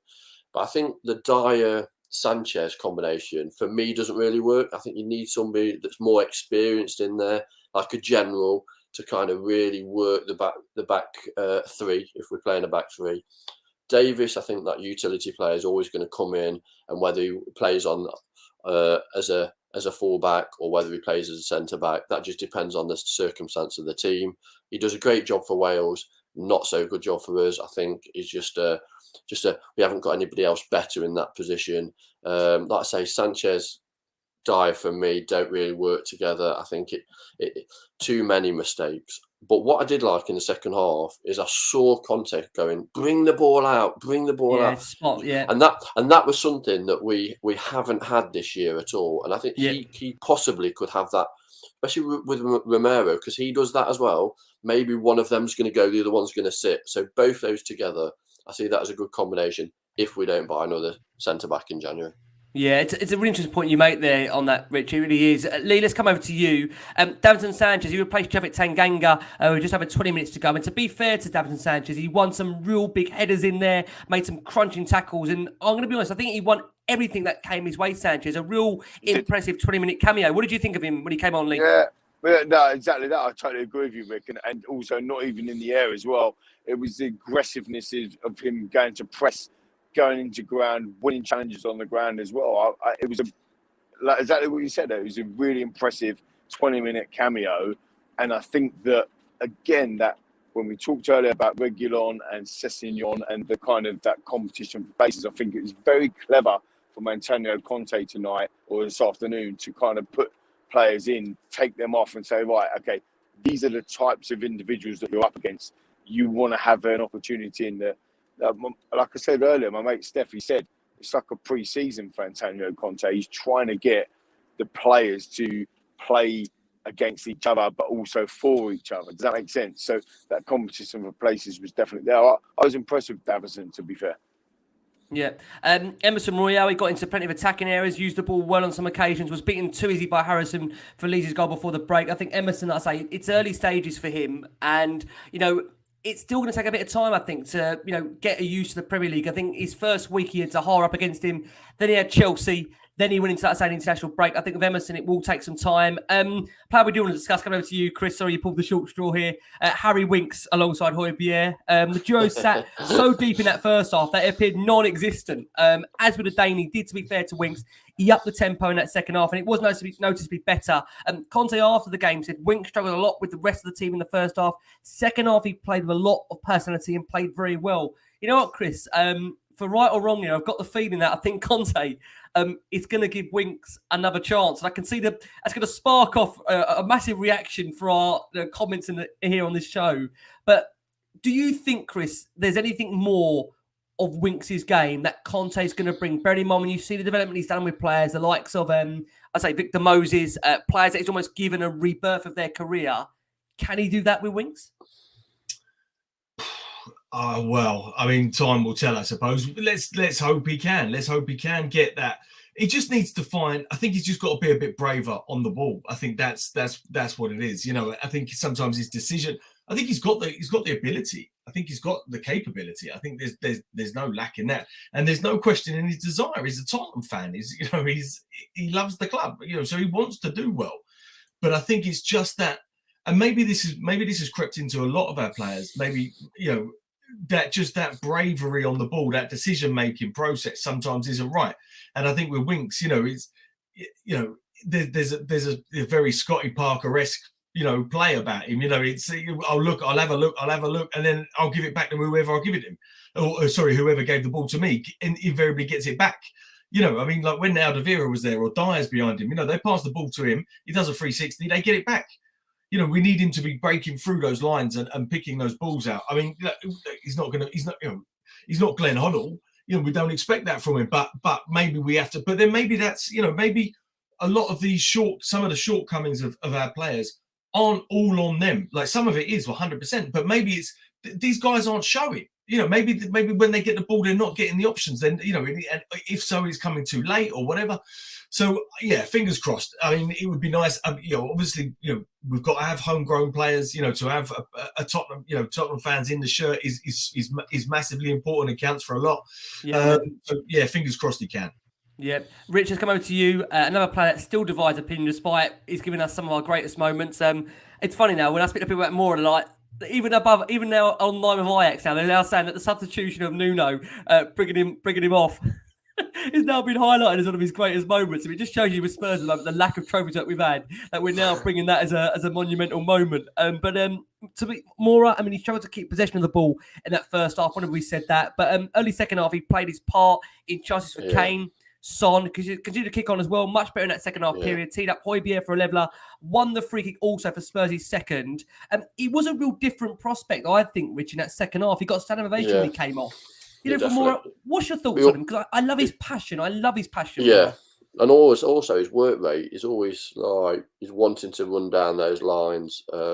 Like you said, sometimes he holds onto the ball for too long, but that was always the same as Lamella when he was with us. He had the ball for too long and then with no end product. Well, at least we're getting that end product with Lucas. I think that with Lucas, there's something that Conte can work with there. I think he's got great potential, and yes, he's been with the club for a while now, but I still feel that the last finishing kind of product for Lucas will be around kind of converting the rate of scoring, because he'll score 1 or 2, and then he'll like have 10 or 15 games without a goal. So to be in the team now, we need more end product. Going back to Harry Winks as well, I think we should move him on. I really think we should. Is it that time now? Yeah, so it's not good enough. I don't think it's good enough. Actually, I think for me, if we're wanting top 4, is Harry Winks a top 4 player? That's the question. That's a fair point. I mean, Lee, let's bring you in there because obviously we've discussed a couple of players there since you've done upstairs, downstairs, changing rooms. You've done a lot here in terms of the feature shows. Sorry. Took off his scarf. The scarf is on. I'm home. Can I just also pick up a comment here from Mink who says, Lee, next time there's a show, can you make sure you are home and do not go out? He was at the game. He was at the game, for God's sake. Yeah, sorry. Criticised. So, you know, I'm getting pelters. What do you want to do? I can see you now. Look, I can put my glasses on. I can actually see. Lee, quickly, just on those players there, Lee, Moura especially, Lee, you know, a player that, you know, still divides a lot of opinions in a Spurs shirt. Do you think, is there another level Conte can take him to personally? I'm not sure, Rick, lads, listeners, viewers. I'm not sure. I think Lucas Moura hit his level in Ajax. I mean, I was there with a lot of people, and it was absolutely phenomenal. But he scored a brace against Manchester United. He scored the goal against Barcelona to get us through to that Champions League out of that group that year. He scored a wonderful hat-trick against Huddersfield when I was there at the stadium.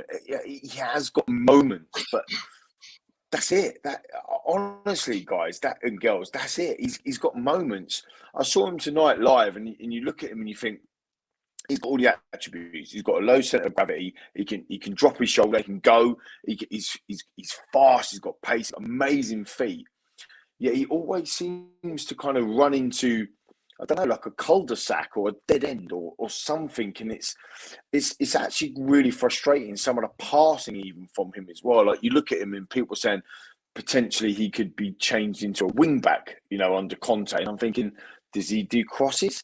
Like when was the last time Moura put a cross in that he got an assist from? So yeah, when he's real dreading quality. Yeah, exactly. Do you know what I mean? So I don't want to be horrible. He's a legend for the football club because of what he done with Ajax, and that is absolute. But I think that's his level. I think he's done. I think he's done from that. We had a wonderful Tim Vickery on Friday. You and John on the Last Word on Spurs interviewed with Tim Vickery, and he kind of said the same thing. Like, look, Lucas doesn't get in the Brazilian side. He's not an outstanding player. He done bits and bobs for PSG, which is why we kind of signed him in the first place. But I think that's his level. And I think if we're really going to be serious under Conte, and this is where we talk about backing managers, I think if we're really going to be serious under Conte, the likes of Lucas Moura, brilliant to bring off the bench, brilliant to have in your squad. But for me, he's not a starter. He doesn't do enough. If you look at his stats, I haven't got them in front of me, Blue Book, I've just got in, so forgive me, viewers and listeners. But the famous Blue Book. I haven't got it in front of me. But if you look at it, I think off the top of my head, I think he scored something like 16, 17 goals or something like that in Premier League, and he may have got 10 assists or something. Yeah, it's just not good enough. You're looking for that in a season, not in 4 seasons. I don't want to sound harsh.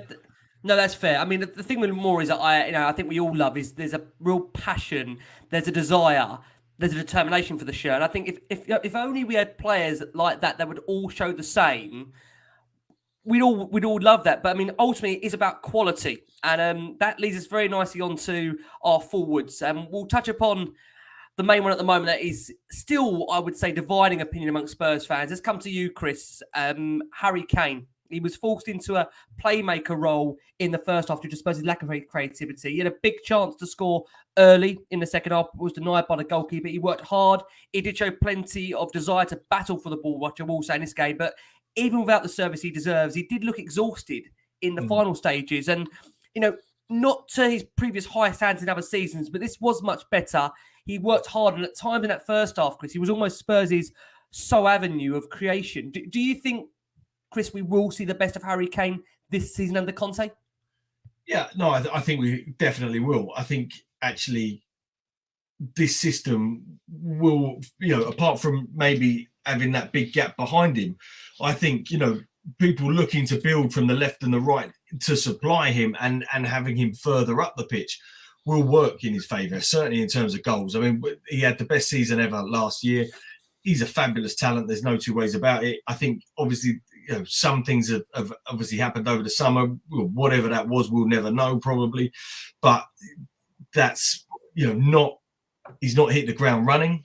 But yeah, I think we saw glimpses of it today. I think we saw, just getting that ball, the shuffle to the left, to the right, the drop in the shoulder, it's coming. He was so unlucky not to score today. Last season he gets 2, doesn't he? At least, but that's the best we've seen of him for, in a Tottenham shirt, all season. And yeah, it will definitely come. It's almost unquestionable. What his long-term future is remains to be seen. But I think we'll definitely see the Harry Kane of old in the running. And if you look at our next 6, 7, even 8 fixtures, all winnable. We could get a real head of steam. This is it. A bit of confidence in that team. He just needs to get that, I mean, he has scored this season, I think 1 in the Premier League. He's had a few in various cups and stuff, hasn't he? But it'll come 100%. How many times have we had this conversation, about we have. I mean, personally, but I mean, it's been doing the rounds for so long, and I'm conscious of time. We also need to fit in a quick 5 minutes on Moura as well. Rich, Harry Kane for you. I don't think we've had you on since what happened in the summer. And for someone like you that, upholds such professionalism in terms of the way you approach... pissed me off a little bit. Yeah. Well, I mean, just that professional mentality, and I know you were always a big Harry Kane fan. So do you look at him any differently now, bearing in mind what you are like as a person, the way you prepare for your events and what you do, and the way you have that respect for the game and respect for how you manage yourself? Yeah, and I don't think he, him or his team really gave the club enough respect around the honesty around what he wanted to do. I know there was meant to be a gentleman's agreement, blah, blah, blah. But obviously Levy was never going to sell him for any kind of money apart from what he wanted his asking price. And then when that move wasn't going to happen, don't throw your toys out the pram. You need to get stuck in, man. Even the England games recently, I thought he was actually sluggish. I think in the box, he scored all 7 of his goals in the box, not really doing anything. The teams he was playing, he could have had 10 or 12. Do you know what I mean? It's like, I thought he was a little bit overweight. I thought, I didn't think he was sharp. Apart from he had loads of chances. Today, again, I think he ran out of a bit of gas towards the end because of the amount of work Conte wanted him to do. But you need to also remember that the likes of him, Sonny, have had to travel quite a bit over the last couple of days, and I think that's taken a bit of the zip out of the bodies. Kane just really disappointed. At one stage, I was like, just get rid of him, just cash in, just get rid of him. You can't have people like that. And like I said about the rest of the team, other players have kind of followed his lead a little bit. If we're not playing, we're going to kind of sulk. No, pull your socks up, get some work done, force your way back in the team. I love what he's done with the club, but it's time now to deliver on the pitch. Lee, thoughts for you quick on Harry Kane? We're going to discuss on and then obviously discuss more very quickly. Do you see a difference in Kane, Lee, for you today? Is there much difference from... I mean, I personally thought he looked a little bit off the pace. He looked unfit at times. It was almost at that moment where he's almost missing that final touch, that final shot.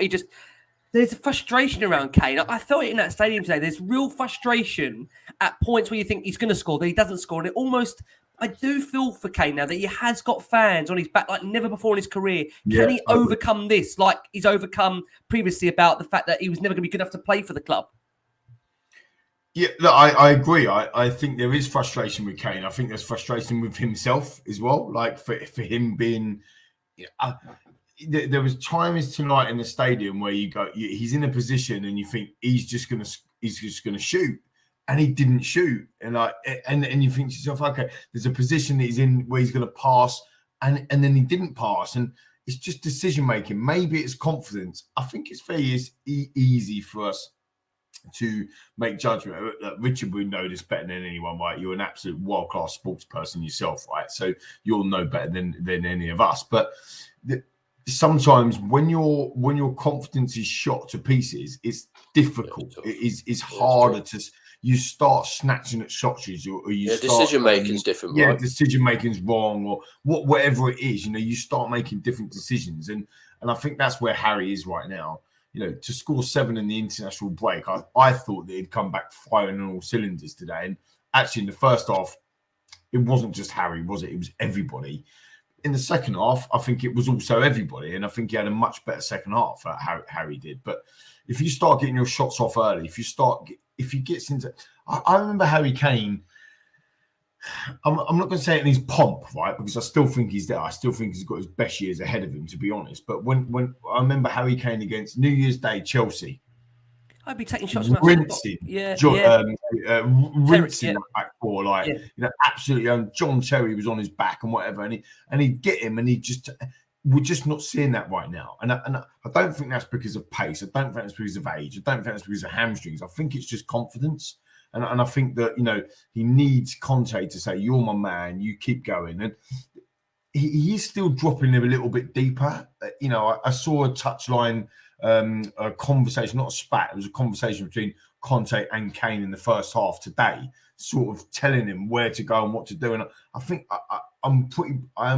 I believe that he was saying to him, stay up top, because the whole point, when you watch Chelsea today, Chelsea under Tuchel and the 3-4-3, which is what Conte is bringing to Tottenham and what he also brought to Chelsea.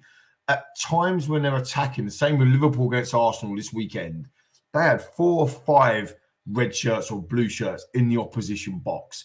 And it was very, very aggressive. And we're just not there yet. That's where Conte wants to be. But at times today, we only had 1 or 2 white shirts in the box when we needed 4 or 5. And that's the difference. And I think it will come. I genuinely think it will come. A big result for us today because we were awful in the first half. Yeah. But to get where we are today, I'm looking at the stats, finally got the blue book out, viewers and listeners.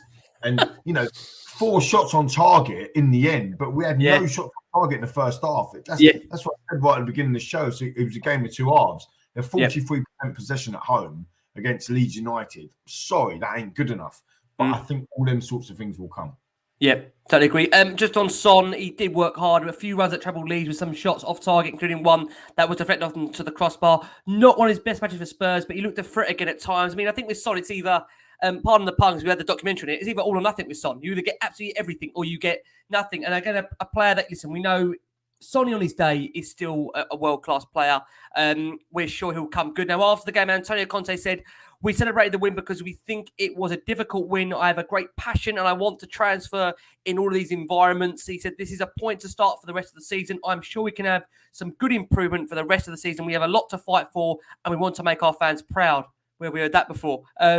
And we are proud right now. I have to say we are proud. Conte said at the start of the game, I was scared of the physical aspect. In the first half, we conceded the possession. The second half, we changed the plan tactically and put more pressure on every area of the pitch. And after the first half, our fans weren't satisfied with the football, and neither was I. To have this reaction means you have to have heart and passion. And now we have to put this in every moment to improve. Interestingly, in terms of the top 4, Conte resisted saying Spurs are back there fighting. He said, in this moment, there are 4 teams where there's a gap, but I'm not scared about this. I trust my players and this squad. We want to fight and stay close in the position to fight for the Champions League. There you go. You heard that first there from Conte, not ruling it out at all whatsoever. We should be very, very excited to come. We are going to go for our final break of the show. Quickly, Rick, on that, just quickly, sorry, because I'm back in the mix now. That is to me, personally, that's hugely important. I'm fed up with managers coming out and saying, we're miles away, we're not quite sure, I haven't got the right thing. I want to hear my manager saying, yeah, we are going to go for it. We are the outsiders, but we are going to go for it. There's nothing wrong with being wrong. At the end of the day, people in this world today, they're too embarrassed to be wrong, to be optimistic. Yeah. So what? Yeah. So what if you don't make it? At least we tried.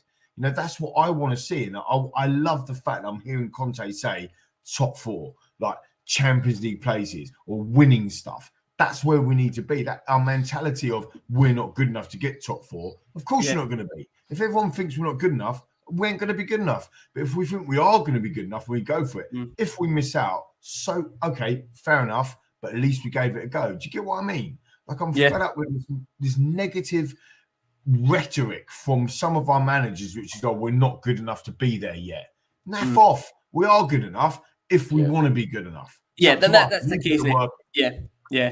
That I think that is so the key, Lee, isn't it? I mean, if we want to be good enough, we can be there. United at the moment looks like they're going to appoint an interim manager. For me, there's a spot up there for grabs in the Champions League. Whoever can be consistent Big over the time. course of the next 100%. 3-4 months. If our fan base and the rest of the Premier League and our players, most importantly, Conte and our players, think that West Ham aren't catchable, if they think that we can't beat Manchester United, if we think we can't turn over Arsenal, we got a problem. You know what I mean? At the end of the day, that they are turning. Look, Chelsea, Liverpool, Man City. If we finish above any of them three, we would have done an amazing season because they are on a different level. But yes, 1 into 4, 1 into 5, 1 into 6 is tough, but it does go, and we are in the mixer. We are indeed. We certainly are here putting with Antonio Conte. Like I say, for our listeners on audio, we're going to go for our final break of the show. Taking into this break, you're going to hear from a couple of podcasters that are very kind of giving us up their time to preview NŠ Mura to come on Thursday night. Guys, we're going to look to close the show. We're going to wrap this up in the next 5. So just to get some thoughts, predictions ahead of Mura to come on Thursday. Chris, we're going to start with you. Chris, are you expecting changes? And let's get your prediction ahead of this one. I think we probably will see some changes. Although, actually, having said that, the last Europa Conference, he picked the same team, didn't he? So I think we probably will see some changes. I think, especially as he's starting to work the boys harder. They've played 4, lost 4. Although we have made hard work of our away games in this competition, but I think we win this, and I think actually we go on to win. Maybe our next half a dozen games actually on the bounce. I think we could go on a real run, and hopefully if we can get the Tottenham Hotspur Stadium rocking and get which we've not had a run there where people are going week in week out and seeing some good football. I think we can unleash it and really sort of onto bigger things. Chris, we'll also get a question from you as well here. Ben Taylor says, what are your thoughts about Conte's overall use of substitutions today? I found it quite interesting in terms of who he does, who he doesn't trust. Will that also play his part as well as Thursday? Chris, do you think we'll get an insight into maybe the players that aren't particularly in his plans, depending on his selection on Thursday? I think it will be very telling. Yeah, I think if we don't see certain players, if we didn't see them today and then we don't see them on Thursday, I think that speaks volumes, doesn't it? So it is going to be interesting. I thought his substitutions today were okay. They were sort of pretty much like for like in the most part. There wasn't a great deal of personnel change in terms of changing the formation or anything. The football improved, and I think we closed the gaps. But yeah, he's just sounding it out, isn't he? It's very early days for him. So yeah, he's got to see who can play where, and everybody's learning a new system under him as well. So there's lots to see, and it's going to be interesting. And I think he seems to be a person that makes his mind up pretty quick. He doesn't seem to strike me as a particularly indecisive man. So I think you don't get tons of chances with him from my opinion, but we'll see. Totally agree. We're going to come around in a second, Chris, to get your prediction as we look to close the show. Let's go to you next, Rich. Thursday, what do you think we're going to see, Rich, in terms of changes? We saw, of course, like Chris said there, that he went pretty strong before in the Europa League. I mean, that might have been based on the opposition and the fact that we needed to... I said Europa League there. I'm already upgrading us. This is the problem with this year. Sorry, Europa Conference League. I promise listeners and viewers, it hopefully won't be for too long. But Rich, honestly, in terms of changes, bearing in mind, Chris said that we did go fairly strong in the previous group stage game. I want to change the thoughts now because maybe we're almost, I want to say, on our way to being home in that group now. We should, like I say, go through, regardless of whether first or second. Do you think that'll play a part into how he manages that game Thursday? Oh yeah, exactly, and also depending on how he wants to develop some of the players in some of the positions, so he might just utilise those games as trying to experiment with some systems. Maybe I think it's really important that we obviously value that as a cup competition, but also Conte's come in now, and there's going to be some players that he needs to have a closer look at to then make those decisions, because he's going to start plotting obviously who is going to move on in January, or who is going to actually value within the squad. Yeah, fair point. I must say, someone's actually corrected me that second doesn't qualify, so apparently we have to finish top. So, I mean, having said that, Lee, coming over to you then, maybe it is important that we do, like I say, in terms of going for this group, do go fairly strong. Keith Browning actually there putting that out with a playoff, a drop down for second place. I mean, I think, bearing in mind, if we still remain in obviously all 4 cup competitions, I'm talking obviously Conference League, Premier League, FA Cup, League Cup, going for maybe a playoff isn't maybe ideal to the fixture schedule we've got to come for maybe January, February time, right? So maybe it is importantly to kind of get this group done and dusted fairly soon. Would you go 30 strong on Thursday on that basis? Yeah, I'd go pretty strong, to be honest, because it's really interesting how my personal views. I'm going to talk about my own personal views. Everyone else has their own, but when the seasons first started, I thought to myself, we haven't got a strong enough squad to go for all 4 competitions. I'm not really bothered about Europa Conference League. I'm happy to play the development squad, and if it needs to be a development squad, then play the development squad. What's interesting now is with Antonio Conte. I don't know. Something's completely changed, and you think serial winner, and he wants to win stuff, and you think, look, we are where we are. It's only one more win, and we top the group, I think, or maybe 2. I might have got that wrong. I think we've got Moura away, which, by the way, I was meant to be going to this week with the amazing Chris Cowden, me and Chris on a road trip, or on a flight trip, or on a Slovenia trip, or whatever it might be. But I didn't end up getting a ticket, to be fair. So it was a nightmare. But so I can't go this week. But if we get 3 points from Moura and then we've got Rennes, I think it at home, isn't it? We're done. Yeah. We've won the group. And all of a sudden, you're into a situation where you're kind of like, you've got 4 games and then you hit a final. So you may as well go for it. We've got West Ham, massive game. They've just lost, obviously, to Wolves. With Antonio Conte, with Nuno at the helm, you're thinking, God, we're going to get battered.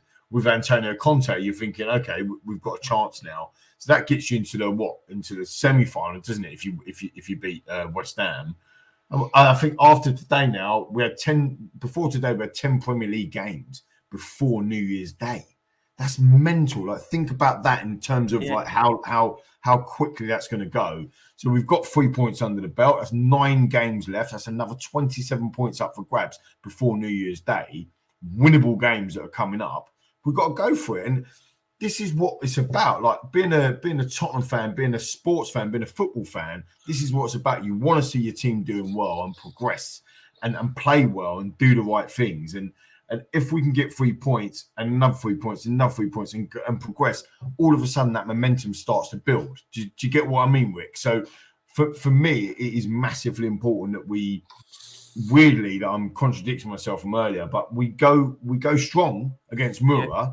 And we get through and we get the 3 points and we go again and we go again and we go again, because 13 games after it's 12 games now because we just played tonight, but 12 games after that, you'll really know where we are in the league.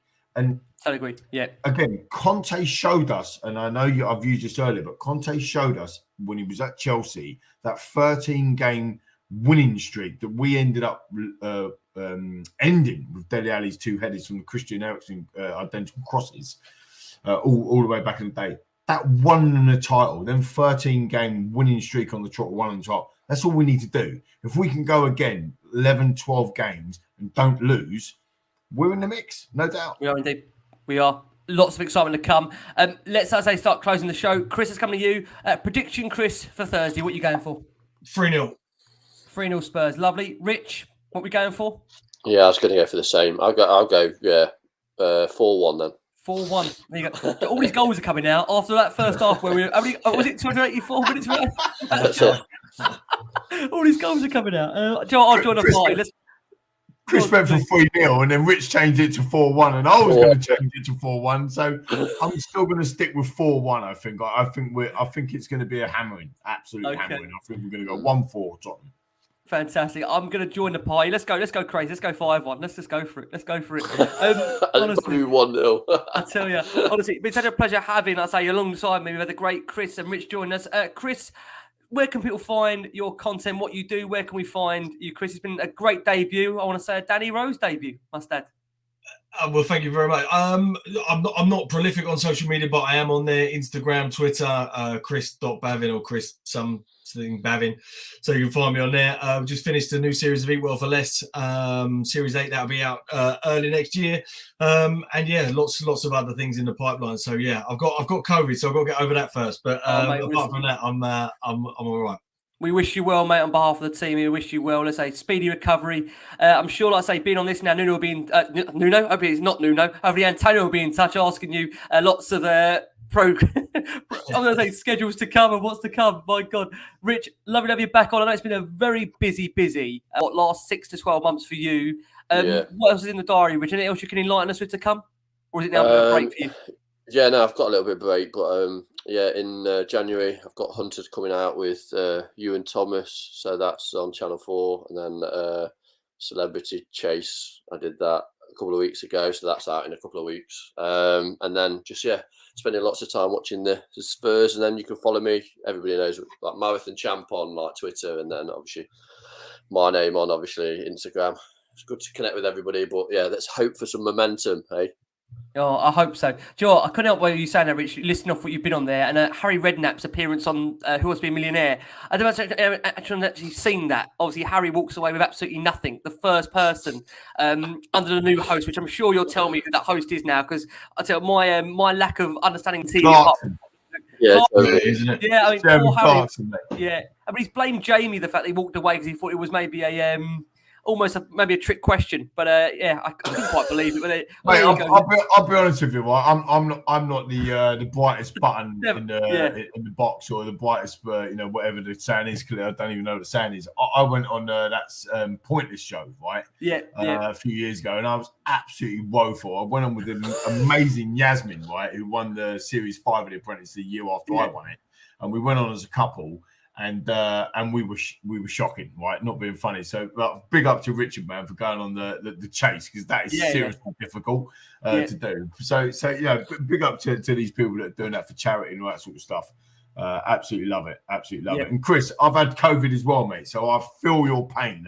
Hopefully you get better ASAP, mate, because it is not the best thing to have, is it? Well, I mean, yeah, I feel terrible now because I've come on looking like a bag of what's name, and you look amazing. I need the He's got a great garlic. I've been in the Uber, for like the last 2 hours. So again, massive apologies to the listeners and to the viewers as well. I'm so sorry for being. I think I loved it. I've come back from the game today. What do you want me to do, man? It's the top, right? So what do you want me to do? I mean, my only concern is on the back of Richard and now you come on now. I'm thinking we're going to end up doing these shows eventually. I mean, we're going to have people on the mountains the way it's going. But honestly, always a pleasure. Always great, guys, and always love talking Tottenham. Of course, guys, we are back on Thursday for instant reaction to Tottenham Hotspur in the Europa Conference League. As always, to Chris, to Richard, to Lee, guys, most importantly, keep safe, keep well, and as always,